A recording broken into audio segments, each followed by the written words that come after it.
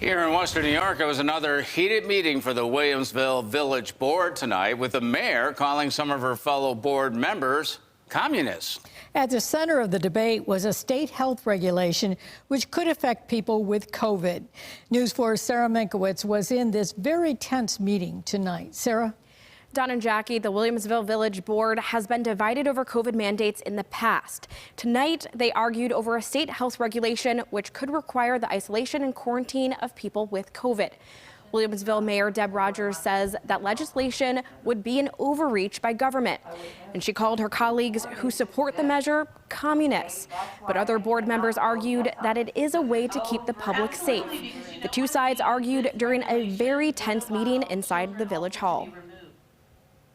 And I will just say that I'm embarrassed to be sitting up here with two trustees who I will say are nothing short of communist in their ability to vote no on this opposition.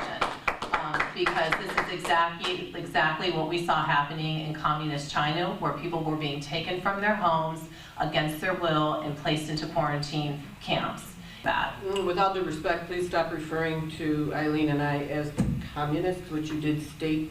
I communist behavior, absolutely. If you support this. We certainly are not. This is nothing new. Things like this were put in place for tuberculosis, Ebola, the measles outbreak in Goshen 7 years ago. Things have been put in place to protect the health and safety of the public.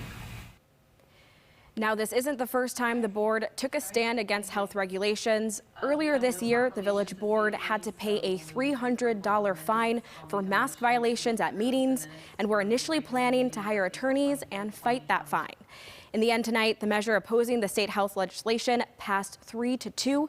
Village leaders say this resolution will now be forwarded to the Erie County Department of Health, the State Department of Health, and Governor Kathy Hochul's office.